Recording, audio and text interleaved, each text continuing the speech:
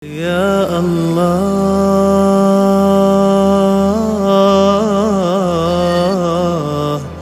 ya Perdagangan yang paling mulia adalah perdagangan akhirat.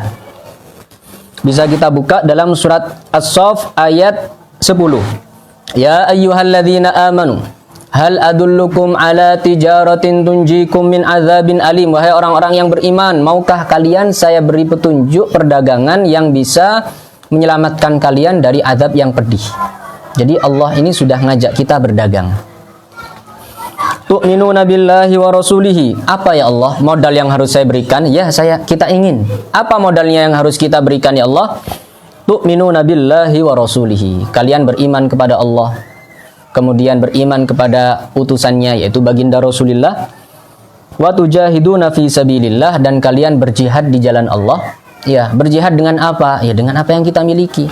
Rasulullah bersabda dalam hadis, "Jahidul musyrikina bi amwalikum wa anfusikum wa alsinatikum." Berjihadlah kepada orang-orang musyrik dengan harta-harta kalian, dengan jiwa-jiwa kalian, dengan raga-raga kalian, dan dengan lisan-lisan kalian. Ya, ini modal agar kita berdagang dengan Allah. Monggo kita berdagang dalam dunia, gak dilarang. Sebesar apapun gak dilarang. Silahkan, asal jangan kita jadikan itu tujuan utama kita. Jadikan itu hanya sekedar batu loncatan atau sekedar wasilah biar kita mendapatkan keridhaan Allah Subhanahu wa ta'ala. Jadi bahasanya guru kita Abi Ihya Ulumuddin, dunyoni tapi ngakhirati. Ada orang gigih, ada orang semangat dalam bekerja, tepat waktu, totalitas di dalam pekerjaannya. Kalau dia pedagang, Masya Allah, kreatif dalam perdagangannya. Kalau dia pegawai, Masya Allah, tepat waktu. Dia tidak mengecewakan. Kalau dia karyawan, dia Masya Allah, pekerjaannya maksimal. Walhasil, ini dipersilahkan. Semangat dalam dunia, tapi tetap di hati kita, ya Allah, ini hanya kita jadikan sebagai sarana untuk meraih keridhaan panjenengan, untuk meraih surga panjenengan ya Allah. Jadi jangan sampai ya ikhwan, kita jadikan bisnis kita, perdagangan kita, dan apapun profesi kita itu tujuan utama, jangan sampai rugi sekali. Tapi jadikan itu adalah wasilah untuk meraih ridha Allah. Dan tijarah atau perdagangan terbesar adalah perdagangan dengan Allah. Modalnya untuk apa? Tu'minuna billah, beriman kepada Allah. Kemudian wa rasulihi, dan beriman kepada Rasulnya. Wa tujahiduna fi sabilihi, tujahiduna fi sabilillah, jihad di jalan Allah.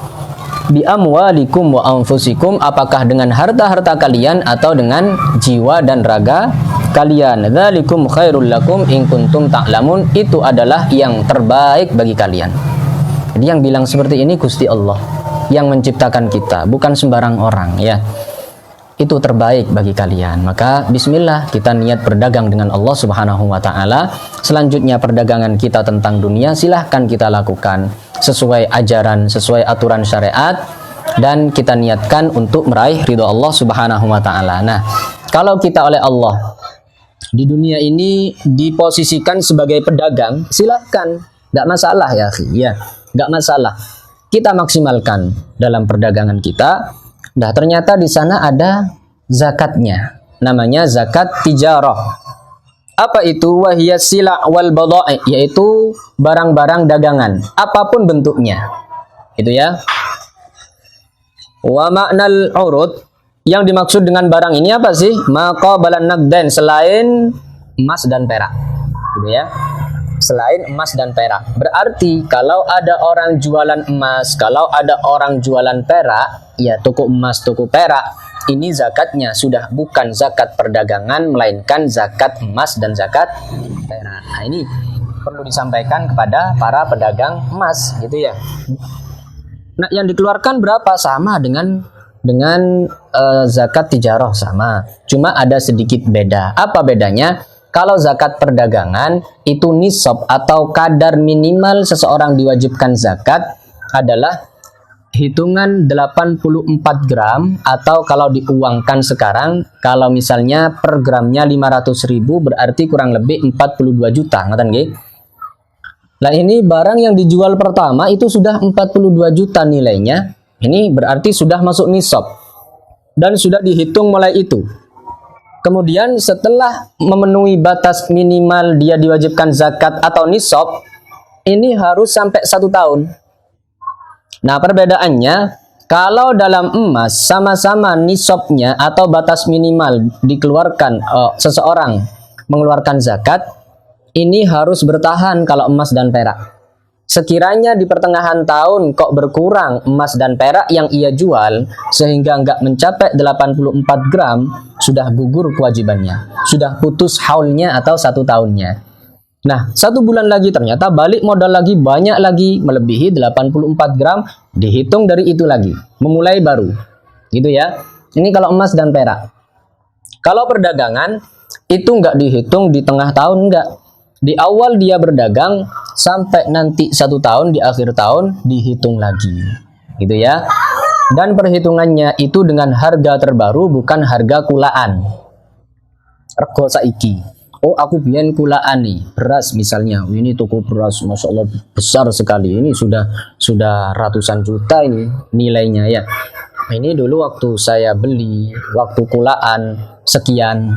Tapi ketika harga sekarang melonjak, ya sudah dihitungnya harga terbaru itu. Harga akhir sana atau ketika waktu dia wajib mengeluarkan zakatnya. Bukan tahun yang lalu, bukan harga tahun yang lalu. Meskipun seandainya ada barang tahun yang lalu masih ada, ini mengikuti harga terbaru. Gitu ya. Kemudian dalam perdagangan ini gak harus di pertengahan tahun nisabnya bertahan. Jadi yang dihitung awal sama akhir biar nggak repot-repot. Jadi orang yang dalam perdagangan seandainya perdagangannya ini sudah mencapai nilai lebih dari 42 juta, kemudian dapat 6 bulan, waduh bangkrut, ya waduh kok lockdown, kok PSBB, waduh nggak bisa kulaan kemana-mana, barang yang ada di tempat ini tinggal sedikit, kalau dihitung hanya 10 juta saja, itu pun hitungan kotor, belum hitungan bersih. Wah, ini gimana? Nah, kalau dalam perdagangan tidak masalah walaupun pertengahan tahun kurang dari nisab. Yang dijadikan pacuan, yang dijadikan pedoman itu akhir sana. Gitu ya. Sekarang anggap tanggal 1 Muharram. Saya memulainya atau 1 Ramadan, saya memulai berdagang. Yang saya gunakan modal saya sampai 100 juta. Ini hanya barang-barang saja, nggak masuk hitungan yang saya sewa, nggak masuk hitungan etalase dan lain sebagainya, nggak. Ini barang-barangnya sekitar 100 juta. Ya sudah, berarti sudah mencapai nisab. Wih, sudah, kita nggak usah pusing-pusing di 2 bulan berikutnya, 5 bulan berikutnya masih bertahan apa nggak perlu kita hitung. Baru nanti kalau sudah nyampe Ramadan lagi, kita hitung lagi. Oh, ini kira-kira mencapai nggak batasan nisab, mencapai enggak 42 juta atau seharga emas 84 gram. Kalau dihitung secara sekilas dan usahakan pakai hitungan lebih, jangan hitungan kurang gitu ya. Usahakan dilebihkan gitu. Oh, ini dihitung. Oh, ini kayaknya bukan 40 juta tapi malah 100 juta. Ya sudah, berarti wajib mengeluarkan zakat. Berapa? 2,5%. 2,5%-nya 100 juta. Terkadang orang itu memandang, waduh, kok gede banget ya 2,5. Iya, dia itu fokus dengan yang dikeluarkan, nggak fokus dengan yang dimiliki. Itu cara gampang menghitung zakat apa? Tijarah atau perdagangan. Dan di antara poin penting yang kita ketahui tentang perdagangan, orang yang mau berdagang dari awal niatnya memang mau berdagang. Bukan niat untuk kunyah atau iddikhar. Kalau orang beli barang-barang, khususnya barang-barang antik, tapi bukan untuk jual beli, tujuannya untuk apa? Untuk disimpan saja. Untuk apa? Buat koleksi saja sudah. Saya nggak niat tijarah. Nah, kalau nggak ada niat berarti nggak masuk zakat tijarah. Walaupun seandainya melebihi nisab, gitu ya. Harus ada niat memang diperdagangkan. Seandainya ada orang, masya Allah, mengumpulkan barang-barang antik, mengumpulkan barang-barang yang lain, niatnya hanya untuk koleksi, tapi di satu saat karena PSBB, karena lockdown, waduh, tak tol kabeh. Nah, dari situ mulai tijarah. Karena barang antik yang ia miliki sudah seharga ratusan juta. Mulai itu dihitung zakat tijarah. Artinya bukan dihitung wajib zakat waktu itu, tidak, tapi dihitung waktu itu dimulai dia berdagang. Anggap sekarang tanggal berapa? 23 Ramadan. Wis dari 23 Ramadan. Jadi hitungan pakai Hijriah bukan Masehi. Ya. 23 Ramadan. Nah, 23 Ramadan lagi kalau ternyata masih berdagang dan semua barang yang dimiliki justru lebih atau masih bertahan ratusan juta, ya sudah, berarti wajib mengeluarkan zakat 2,5% atau 1/40. Ini namanya zakat mal dari perdagangan. Kemudian di antara syarat zakat perdagangan yang perlu kita ketahui, poin yang penting sekali, jangan sampai barang yang kita miliki menjelang haul atau ketika sudah haul langsung kita kruskan semua dengan uang. Mustakdul kabeh. Dikruskan dengan uang, jadi kan bukan barang, jadi uang kan gitu ya. Nah, kalau dikruskan kepada uang, ini sudah nggak wajib zakatnya. Makanya ada yang mensiasati. Waduh, kok dilungkas wis kate zakat, wis takdul kabeh, wis gak wajib zakati? Nggak wajib. Ya, dan dari segi fikih dia nggak masalah. Ini termasuk helah. Helah itu apa?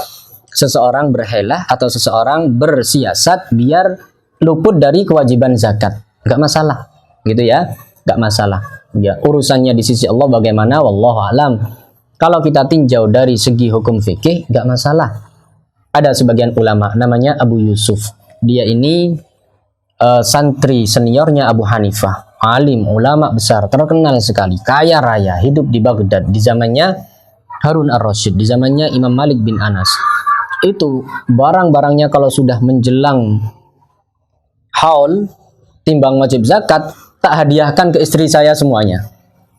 Nanti dapat 1 bulan dijaluk mana? Ini disebut kisahnya Abu Yusuf ini oleh Imam Ghazali dalam Ihya Ulumuddin, termasuk hilah atau seseorang menghindari zakat. Gak masalah, boleh-boleh saja. Cuma itu kembali lagi, kalau kita nggak hanya meninjau dari segi fikih saja kan. Gak semua masalah harus kita tinjau dari segi fikih saja, tapi kita juga meninjau dari segi apa? Warok. Kita itu hati-hati. Kita ini punya hubungan dengan Allah Subhanahu wa taala, gitu ya, akhi ya. Jadi kalau seandainya barang dagangan yang semuanya ini harganya kalau dikalkulasi mencapai nisab, kemudian ia kruskan semua dengan uang atau ia jual semua, maka sudah gugur kewajiban zakat bagi dia. Gitu ya, bisa difahami. Wajibnya adalah rub'u usyuril qimah au ithnani wa nisfun bil mi'ah, seperti yang saya sampaikan tadi. Wajib dikeluarkan zakat berapa? 2,5% atau 1/40. Ya Allah.